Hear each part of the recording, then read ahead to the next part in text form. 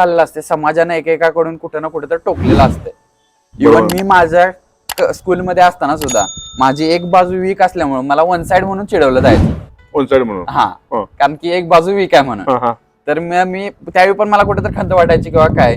Even म्हणजे मला हे एवढं पण माहित नव्हतं. जेव्हा मी एनसीसीत गेलेलो हा. त्यावेळी रनिंग साठी पण मी थोडं म्हणजे पुढे मागे झालेलो. माझ्या एक आईचं स्वप्न होतं आधी, जेव्हा हे माहित नव्हतं की जय हिंद जय भारत.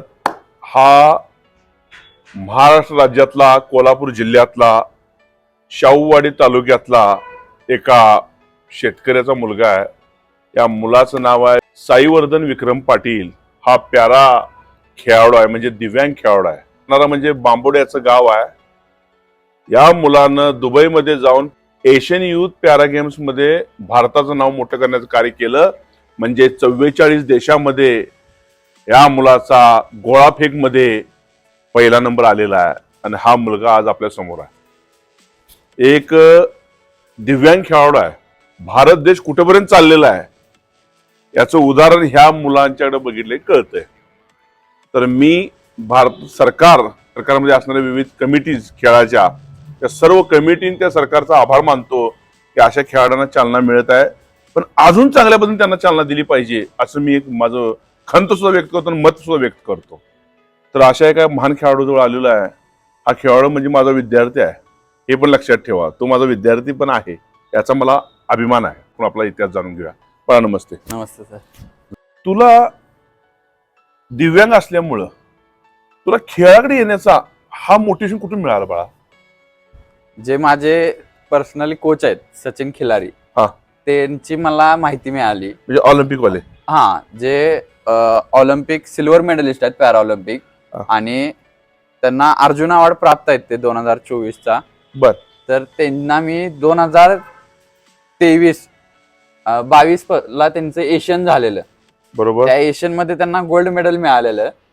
ती माहिती मिळालेली की पॅराचे खेळाडू ह्या स्तरापर्यंत जातात, त्यांना मेडल मिळतात. म्हणजे पहिले एशियन मध्ये त्यांना मिळालं, जसं तुला मिळालं तसं त्यांना मिळालेलं. ते ओपनचे एशियन खेळलेले त्यावेळी 2022 ला. तर त्यावेळी मला कळालेलं की पॅराचे पण खेळाडू असतात, त्यांना गेम्स असतात, त्यांचे गेम्स विविध इंटरनॅशनल लेवलचे गेम्स होतात. बरोबर. तर त्यांना त्यावेळी गोल्ड मेडल मिळाल्यावर मग माझा एक मित्र आहे आर्यन सातपुते म्हणून, त्यानं मला सांगितलं तो त्याच्याकडे प्रॅक्टिस करायचा. बरोबर. तर ते मला एक दिवस कॉलेजला भेट झाली अशीच जाता येता. त्यावेळी त्यानं मला सांगितलं की असे माझे कोच आहेत एक, ते ना भेट, तू पण पॅराच आहेस, तुझी पण बॉडी चांगली आहे, तू पण ह्यात काहीतरी करिअर करू शकतोय. तर माझा तो टर्निंग पॉईंट झाला की ह्या खेळाडू म्हणजे खेळाकडे वळण्याचा किंवा हा. बरोबर. मग त्यात तू वळालास. मग तू एका ग्रामीण खेड्यातून, म्हणजे बांबोडे सारखं गाव शाहूवाडी तालुक्यात एका सर्वसाधारण शेतकरी एरियामध्ये, शेतीच्या एरियामध्ये, रुरल एरियामध्ये आहे, त्यातून तुला कशी ऊर्जा मिळाली ही बाळा? मी आधीपासून म्हणजे नवोदयला होतो, तिथं माझं थोडंफार स्पोर्ट्स झालेलं होतं. बरोबर. पण त्यात एवढी काय हे नव्हती मिळाली गती. त्याच्यानंतर मी शिक्षणासाठी पुण्याला गेलेलो 11वी-12वी. तर तिथं मला हे सर मिळाले. तर त्यांनी एकाच भेटीत म्हणले की मला थोडा टाइम दे, मी तुला घडवतो. बर बर असं बोलले मी.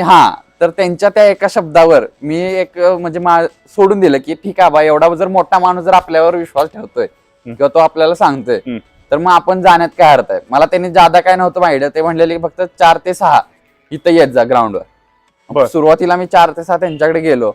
मी ज्यावेळी तिथं दाखल झालेलो त्यांच्या अकॅडमीमध्ये, त्याच्यानंतर माझे 2च महिन्यात एक स्टेट लेवलची कॉम्पिटिशन होती. त्या स्टेट लेवलमध्ये मला गोल्ड मिळालं. काय सांगतोय? आणि हे सगळं घरातल्यांना माहित सुद्धा नव्हतं की मी खेळायला गेलोय आणि हे झालंय.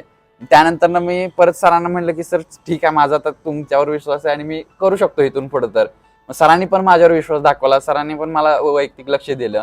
त्याच्यानंतर मी आपलं नॅशनल साठी मी बेंगलोरला गेलेलो. त्यावेळी पण फक्त माझ्या आईला माहित होतं, वडिलांना माहित नव्हतं की मी बेंगलोरला चाललोय ते. मग बेंगलोरला गेल्यानंतर तिथं मला ब्रॉन्झ मेडल मिळालं. त्यानंतर मग माझ्या घरातल्यांना कळालं की मी असं खेळतोय किंवा चाललंय माझं खेळात हे.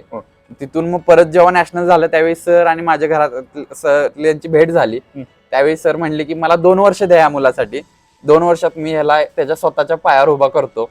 आणि सर इव्हन घरातल्यांनी पण माझ्यावर विश्वास दाखवला, सरांच्यावर विश्वास दाखवला. आणि ते म्हणले की आजपासून आमचा मुलगा तुमच्याकडे 2 वर्षासाठी दत्तक. काय सांगतेस? मग ते एक प्रकारे सरांच्यावर म्हणजे मी सरांचाच मुलगा आहे असं समजून मी तिथे जायचो. बरोबर. असं ही एक फार मोठी गोष्ट आहे बाळा. दिव्यांग खेळाडू जे आहेत, आता दिव्यांग मुलं आहेत, आता खेळाडू म्हणूयाच पण मुलं पण म्हणूया, या मुलाने असं काही एखाद्या इव्हेंट मध्ये भाग घेणं गरजेचं आहे का रे बाळा? का स्वतःला कायम कमी लेखणं गरजेचं, माझा हात वाकडा आहे, माझे पाय वाकडा आहे, माझं पोलिओ आहे वगैरे आहे, असं काय म्हणून त्यांनी विचार करणं गरजेचं आहे का रे? उलट ह्या खेळाडूंच्याच ह्याच्यात एक जिद्द असत्या की आपल्याला कसं झालेलं असते, समाजाने एकेकाकडून कुठं ना कुठं तर टोकलेलं असते. इव्हन मी माझ्या स्कूलमध्ये असताना सुद्धा माझी एक बाजू वीक असल्यामुळे मला वन साइड म्हणून चिडवलं जायचं. वन साइड म्हणून? हा, कारण की एक बाजू वीक आहे म्हणून. तर मी त्यावेळी पण मला कुठेतरी खंत वाटायची किंवा काय. इव्हन म्हणजे मला हे एवढं पण माहित नव्हतं, जेव्हा मी एनसीसीत गेलेलो त्यावेळी रनिंग साठी ते पण मी थोडं म्हणजे पुढे मागे झालो. माझ्या एक आईचं स्वप्न होतं आधी, जेव्हा हे माहित नव्हतं की माझ्या मुलाने एनसीसीत, कारण की आई माझी स्वतः एनसीसी गोल्ड मेडलिस्ट आहे शूटिंग मध्ये. बरं. मग ते आईचं एक स्वप्न होतं की मी एनसीसीत जावं. त्यावेळी पण मी मागं पिछाडलेलं गेलेलो की मला ढकललं गेलेलं मागं. त्यानंतर मनात एक जिद्द होती की काहीतरी करून दाखवायचंय. तसंच दिव्यांगांच्या खेळाडूंमध्ये पण छोट्या छोट्या मुलांमध्ये पण काही ना काहीतरी खंत असते. तर ही एक संधी आहे की आपल्याला स्वतःला प्रूव्ह करायचं, आपल्याला स्वतःला दाखवून द्यायचंय की गेम कुठलाही असू दे, कुठलाही गेम असू दे, चेस असू दे, फारच एखादा दिव्यांग चेस मध्ये चांगलं खेळू शकतो. इव्हन ह्याच्यात पण रनिंग मध्ये आहे, व्हीलचेअर रनिंग असतं ह्याच्यात. बरोबर. हा, ऍथलेटिक्स मध्ये बरेच प्रकार आहेत. तुमच्या दिव्यांगांचं मात करायला बरेच प्रकार आहेत, बऱ्याच कॅटेगरी आहेत. त्यामुळं अंध व्यक्तीचं पासून असू दे, एकाला हात नसू दे, एखादा पाय नसू दे, इव्हन दोन्ही पाय नसलेल्या सुद्धा कॅटेगरी आहेत खेळाडू. बरोबर.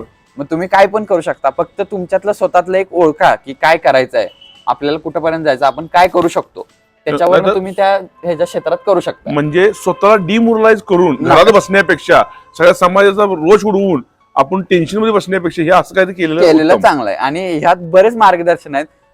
पुण्याच्या ठिकाणी असू दे किंवा हे असू दे, इव्हन माझे कोच सुद्धा प्रत्येकाला स्टेट त्यांना म्हणजे खेळली नाही तरी चालतंय, तरी ते स्टेट साठी येतात पोरांना बघायला. ते पोरांना सांगतात की तू ये माझ्याकडे, मी स्वतः शिकवतो. क्या बात आहे. मी स्वतः सचिन खिलारींना भेटलेलो आहे. होय, त्यामुळे तुम्हाला तर माहिती आहे. नम्र व्यक्तिमत्व आहे आणि नम्र माणसं घडवतोय, अशा व्यक्तीकडे जाणं पण गरजेचं आहे. लोकांनी वेगवेगळ्या इव्हेंट्स आहेत. मी हे का सांगतोय, मी आज मुलाखत घ्यायला मला फार त्रास होत होता, तरी सुद्धा मी माझ्या मुलाची मुलाखत घ्यायला आलोय, माझ्या विद्यार्थ्याची मुलाखत घ्यायला आलोय. याचं कारण काय माहितीये बाळानो, की नवीन पिढीला याची गरज आहे रे. आज सगळी टेन्शन मध्ये आहे दुनिया. करोडपती पण टेन्शन मध्ये आहे आणि रोडपती पण टेन्शन मध्ये आहे, सगळीच टेन्शन मध्ये आहे. फक्त या जगात आता टेन्शन नाही म्हणलं तर साधू संन्यासी आहे ना कुठं जंगलात राहणारा, तो तेवढा टेन्शन मध्ये नसावेत, तर त्यांना मोबाईल माहित नाही म्हणून. ज्यावेळी त्यांना मोबाईल माहित होईल तर ती सुद्धा टेन्शन मध्ये येतील, असं व्हायला लागलंय. त्यामुळं आता नवीन पिढीतल्या मुलांनी मोबाईलपेक्षा आपल्या फिजिकल फिटनेस, शारीरिक फिटनेस आणि आपलं टार्गेट, या जगामध्ये जन्माला आलोय, मृत्यूपर्यंत मला काहीतरी चांगलं करायचं आहे, हे धोरण केलं पाहिजे असं मला वाटतंय. एवढंच मला सांगायचं आहे. मला तुला हा एक प्रश्न विचारतो, तू नवोदयाचा विद्यार्थी, मग शिक्षणामध्ये तू चांगलाच आहेस ऑलरेडी, बरोबर, मग तू शिक्षणाकडे न वळता खेळाडूच का वळालास गोळ्या? माझी परिस्थिती सांगतो. मी नवोदयाला होतो, मला 10वीला सीबीएसई म्हणून 84% होते. बर. मी तिथून पुण्यासाठी गेलो. पुण्यात माझं सकाळी मॉर्निंग कॉलेज होतं. बरोबर. मग माझ्या आई वडिलांना, पुण्यात तुम्हाला माहिती आहे 2 प्रकारचे एक चांगले पण आहे पुणे आणि एक वाईट पण आहे. बरोबर. मी वाईट कडे वळायला नको म्हणून माझ्या घरातल्याने मला फिटनेससाठी संध्याकाळी 4 ते 6 किंवा असं ग्राउंडवर जा हे म्हणून सांगितलेलं. मी आपलं जायचो, कारण की मला पण स्वतःला बिझी ठेवण्यात आवडते. बरोबर. कारण की कुठं दुसरीकडे कुठं काय हे करण्यापेक्षा आपलं स्वतःला बिझी ठेवणं चांगलं आहे. बरोबर. आणि शारीरिक म्हणजे बॉडी पण फिटनेस राहते व्यवस्थित. मग मी तिथं गेल्यानंतर तिथं वाटलं की आपण काय तर करू शकतोय. बरोबर. आणि इव्हन मी अभ्यास पण इकडे चालू ठेवलेला. मी दुसरी गोष्ट, मी क्लॅटची एक्झाम दिलेली. मला एनएलयू म्हणून एक युनिव्हर्सिटी असत्या भारतात, 26 ते काहीतरी 29 एनएलयू आहेत. त्यात माझं सिलेक्शन पण झालेलं. पण मला एक वाटलं की मी स्पोर्ट्स मध्ये काय ना काहीतरी करू शकतोय. आणि इव्हन सरांचं मी बघत होतो की स्पोर्ट्स मधनं आहे करिअर किंवा काय. इव्हन जे मला करायचं होतं, मी एमपीएससी युपीएससी साठी पुण्यात आलेलो. मी फक्त सर म्हणले की मला तिथंच पोहोचायचं ना, तर ह्या मार्गाने पण मिळू शकतंय आणि अभ्यासा थ्रू पण मिळू शकतंय. मग मला एक वाटलं की करू शकतोय आपण एवढं चांगलं हे करतोय. आता स्टेटला मी मेडल घेतलेलं हे. मग मी 12वी नंतर मग सगळं जे काही आहे ते मी स्पोर्ट्स साठी दिलं. एका साईडने तू अपंग आहे. होय. फिजिकल फिटनेसला गेल्यामुळे तुला तुझ्या साईडवर मजबूती आली का रे? नाही, ते माझं पहिल्यापासूनच तसं आहे. जरी तुम्ही किती जरी ह्याच्यावर काम हा. केलं तरी हे कमकुवतच राहतं. होय, पण तरी पण हात उचलतो वगैरे. हा, उचलता ते नेतं, फक्त मी ह्या हातानं ओझं उचलू शकत नाही. हा. किंवा जर मी जास्त रनिंग केलं तर माझा हा पाय दुखतो. हा. थोडा पाय म्हणजे कमकुवत असल्यामुळे त्याला त्रास होतो थोडाफार. हा, हा. गुडघ्यावर ते लोड येतो. ह्या अशा जरी हे पण दिसताना तरी पण जरी सहन व्यवस्थित करतोय. होय, जरी हे दिसताना जरी व्यवस्थित दिसत असलं तरी ह्या मागचं हे काय ते पडद्यामागचं हे दुःख आहे. दुःख आहे की हा. आहे. मग तू दिसताना मात्र असं वाटत नाही की बाबा नाही तुला की काय प्रॉब्लेम हे- आहे. हा, ओके. तेच. मग ही सुद्धा खेळाची किमया आहे की माणूस दिसताना सुद्धा चांगला दिसतो, हे लक्षात ठेवा. त्यामुळे खेळात कुठेतरी गेला तर तुम्ही फिजिकल फिट राहू शकता. आता ग्रामीण भागातली काही अपंग मुलं आहेत, त्यांना ह्या गोष्टी माहीत नाहीत. त्यांनी काय करावं, कशा पद्धतीने सुरुवात करावी, किंवा शिक्षकांनी काय करावं त्यांसाठी? आता मी प्रत्येकाच्यात बघतोय, मी कधी ना कुठं तर जातोय, तर एकेकांना मी सांगतोय सुद्धा. मी इव्हन माझा एक इन्सिडेंट सांगतो. माझा एक कापशी कॉलेजचाच एक मित्र होता, त्याने एका मुलाचा स्टेटस ठेवलेला, डॉर्फ कॅटेगरीचा होता, छोटा. मी त्याला स्वतःहून इव्हन फोन करून सांगितलेलं की तुला खेळात आवड असली तर माझ्याशी कॉन्टॅक्ट कर, मी तुला काय ना काय तर मार्गदर्शन करतो आणि ह्यातनं जाऊ शकतोस. माझ्याच वयाचा मुलगा आहे. बर. तर असं तर मग हे त्या मुलावर पण डिपेंड आहे की तू की करायला त्यानं काय तर केलं पाहिजे किंवा हे. कारण की कसं होतं, अपंग असलं की घरातल्यांनी काही जणांना लाड करतात किंवा काय तर लक्ष देतात, तर हे त्यांना एक सवय झालेली असते की तसंच रेटरत जायचं, तसंच पुढे ढकलत न्यायचं. तर इव्हन त्या अपंग विद्यार्थ्याला किंवा त्या जे कोण मुलगा असेल अपंग, त्याला पण एक जिद्द आली पाहिजे की ते आपण केलं पाहिजे, आपण काय तर मार्ग आहे. आणि असं पण नाही की हा खेळाचाच मार्ग आहे. अपंगांसाठी खूप भरपूर मार्ग आहेत. अभ्यासात सुद्धा आहे, इव्हन बाकीच्या ठिकाणी एमपीसी मध्ये आहे, UPSC मध्ये पण आहे. मग ते तुम्ही अभ्यास करून स्वतःला जिद्द करा, तुम्ही स्वतःला प्रूव्ह करा. आणि आहेत असे बरेच जण. त्यामुळे तुम्ही पण घरात न बसण्यापेक्षा खेळात असू दे, अभ्यासात असू दे, तुमचं कौशल्य दाखवा. बरोबर आहे. म्हणजे रडत बसण्यापेक्षा लढलं पाहिजे. आणि कष्ट करण्याची जिद्द जर असेल ना, तर ह्या जगात काही माग पाडू नाही शकत आपण. मग आता तुला जग जिंकल्यासारखं वाटतं का रे, आता एवढं तू हे केलंस तर? नाही, माझी स्वप्न मोठी असल्यामुळे ही माझी पहिली पायरी आहे सर.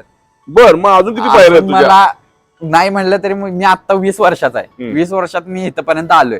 मला अजून भरपूर वर्षात खेळण्यासाठी मला ऑलिम्पिकचं गोल्ड मेडल घ्यायचं आहे, पॅरा ऑलिम्पिकचं. आता 2028 ला माझा आणि आमच्या कोच सरांचं तेच प्लॅनिंग चाललं की 2028 ला LA ला आहे, लॉस एंजल्सला पॅरा ऑलिम्पिक आहे. त्यात आपल्याला पार्टिसिपेट करून भारतासाठी एक मेडल आणायचं आहे आणि ते गोल्डच आणण्याचा मी प्रयत्न करेन नक्की. क्या बात आहे. मला फार आनंद आहे की एवढी कॉन्फिडन्स ह्या वयाच्या मुलांना येतोय. मग आम्हाला काही येऊ नये असं मला प्रश्न विचारायचा सर्व मुलांना, सर्व लोकांना. आणि अशा मुलांच्याकडून खरंच आदर्श घेतला पाहिजे. ही मुलं नुसते ऐकणं आणि सोडून देणं ह्यासाठी नाही आहेत. ही मुलांचं ऐकणं, हृदयात घेणं, डोक्यात ठेवणं हे गरजेचं आहे. एवढं लक्षात ठेवणं गरजेचं आहे मित्रांनो. की तू आता एवढं खेळतोय बरोबर.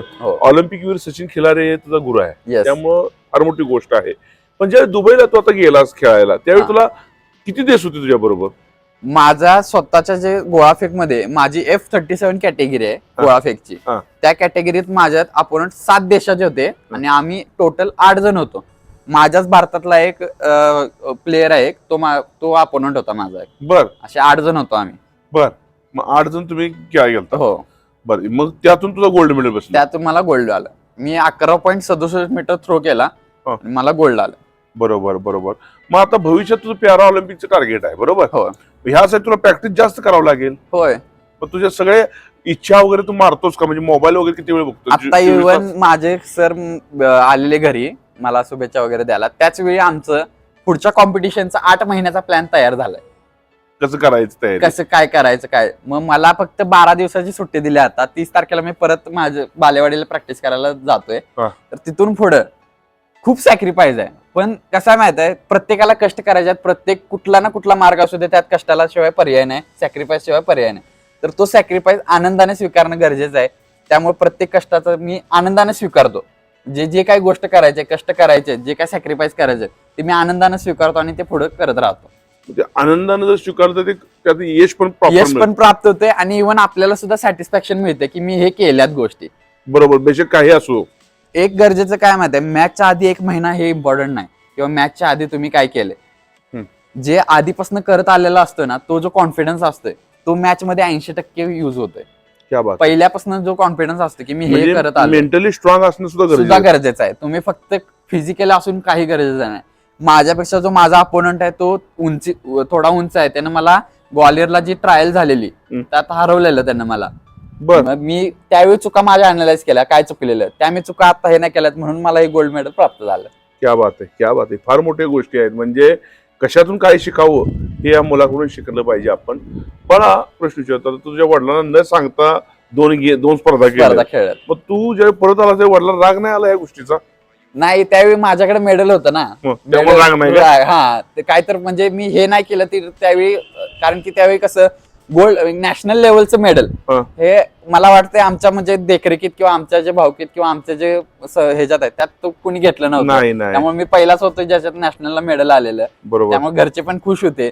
आणि असं पण आहे, मी त्यावेळी अभ्यास पण करत होतो. माझा एका साईडला अभ्यास, एका साईडला प्रॅक्टिस. तू हुशार एक मुलगा आहेस रे. म्हणजे तुझ्याकडून अपेक्षा हा केल्या पाहिजे की तू युपीएससी झाला पाहिजेस, म्हणजे अभ्यासातून. बरोबर, असं तुझ्या अपेक्षा केल्या पाहिजे. घरातल्यांचा माझ्यावर म्हणजे एक विश्वास आहे की जे काय करेल मी, जो काय निर्णय घेईल, आतापर्यंत जे काय निर्णय घेतलेत ते मी स्वतःने घेतलेत. त्यावर म्हणजे माझं ते घरच्यांचा विश्वास आहे की हा काय ना काहीतरी करणार. बरोबर. त्यामुळे ते मला एवढा साथ देतात, प्रतिसाद देतात आणि ते माझ्यावर विश्वास ठेवतात.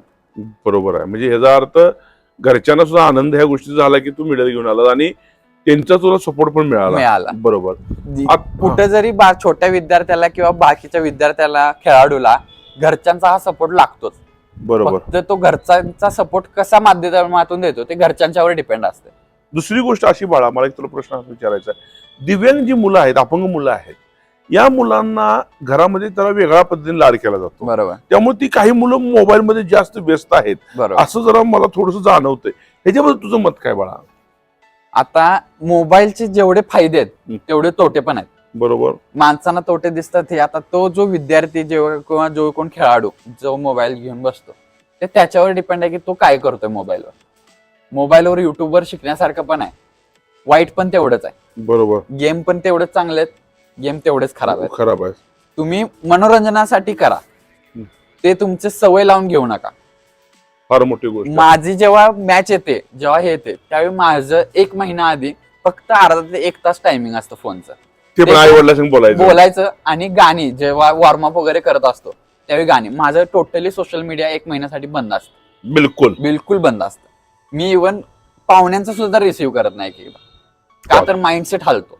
एक गोल ठेवलं की ते प्राप्त केल्याशिवाय आपण मागे हटायचं नाही. म्हणजे मोबाईल एवढं तुम्हाला सॅक्रिफाईस करावा लागतो. इव्हन बाकीच्यांना पण मी संदेश देतो की त्यातनं चांगल्या गोष्टी ज्या होत आहेत त्या घ्या मोबाईल मधून सुद्धा. क्या बात. म्हणजे फार मोठ्या गोष्टी आहेत की मोबाईलचा वापर. आणि जे व्यसनाधीन खेळाडू जायला लागले, डोपिंग मध्ये ह्या चक्करमध्ये लई खेळाडू आहेत, ह्याच्याबद्दल तुझं मत काय बाळा? कसं आहे आता ते, मी समज आज डोपिंग घेतलं, बरोबर, आणि मी 3 महिने ते सायकलिंग काय करून ते माझं डोपिंग काढून घेतलं, बरोबर, तर मी सरकारला धोका देऊ शकतो या, म्हणजे माझी चेक केलं मी निरोगी येऊ शकतोय, पॉझिटिव्ह येऊ म्हणजे निगेटिव्ह येऊ शकतोय. पण शरीरासाठी काय नुकसान आहे बाळा त्याचं? शरीरासाठी आता कसं आहे, आपल्याला अजून आयुष्य घालवायचं आहे. आपल्याला नाही म्हटलं तर अजून 40-50 वर्ष आहेत. बरोबर. तर त्यात खूप घातक आहे. आणि इव्हन जरी तुम्ही ते म्हणजे एक मेडल घेण्यापुरतं तुम्ही करताय, पण त्यात सुद्धा पुढे जाऊन त्या मेडल आपण घेतलं ते आपल्याला त्या एक अल्प काळासाठी तो हे आहे, पण ते आयुष्यासाठी घातक आहे. तर माझा तर हा निर्णय असेल की स्वतःला स्वतःच्या ताकदीवर स्वतः प्रूव्ह करा की तुम्ही मेडल घेऊ शकताय किंवा काय हे करू शकताय. त्यामुळे आयुर्वेदिक आहेत भरपूर, आयुर्वेदाचं हे करा. आयुर्वेदिक गोळ्या असतात म्हणजे काय तर हे त्या चालतात. हे डोपिंग ज्या हार्ड स्ट्रॉंग आहेत ते घेऊ नका, असं माझं तर वैयक्तिक मत आहे. त्यानं किडनीवर फरक होतो. हा, किडनीवर होतो. तुमची किडनी फेल होऊ शकते कधी कधी. इव्हन तुमचे डायजेशनची सिस्टम म्हणजे पूर्ण बॉडीच हलते, त्याचं काहीच हे राहत नाही. अशा केसेस जेव्हा असतात तेव्हा पॉझिटिव्ह वगैरे आलं तर माणसाला लाथ मारून काढते का ऑर्गनायझेशन? डायरेक्ट 4 वर्षासाठी बॅन आहे. त्याला ते एकतर नाव खराब होतं, ते खराब होतं. त्याला 4 वर्ष कुठेही खेळता येत नाही, काय करिअरच संपत येतं. त्यामुळे माझं तर वैयक्तिक म्हणणं आहे की तुम्ही काही करू नका. जेवढं काय स्वतःला प्रूव्ह करण्यात येईल तेवढं करावं. ओके. तर हा आहे साई वर्धन, गोळाफेक मध्ये आता युथ इंटरनॅशनलला जाऊन मेडल घेऊन आलाय दुबईतनं. दुबईत आम्ही टूर करायला जातोय. कोणत्या टूर? टावर फिरायला जातोय, मजा करायला जातोय, मस्ती करायला जातोय. पण हा माणूस सोन्याचं मेडल आणायला गेला आणि मेडल घेऊन आला. म्हणजे त्यांच्याकडनं सोनं बाय इज्जत घेऊन आला. सोनं जर आपण आणायला गेलो तर गावतोय लगेच कुठंतरी, पण हा सोनं घेऊन आला. तर ही आपल्या देशासाठी आणि आपल्या महाराष्ट्रासाठी आणि आपल्या जिल्ह्यासाठी आणि आपल्या तालुक्यासाठी गर्वाची गोष्ट आहे. तर अशा महान व्यक्तीला मी सादर प्रणाम करतो. आणि मगाशी सांगितल्याप्रमाणे हा माझा विद्यार्थी आहे, त्यामुळे ह्या विद्यार्थ्याची इंटरव्ह्यू घेताना मीच युथ इंटरनॅशनलला गोल्ड मेडल घेतल्याचा आनंद मला व्हायला लागलाय. त्याबद्दल मी आभार मानतो आणि थांबतो. जय हिंद. जय हिंद. नमस्कार.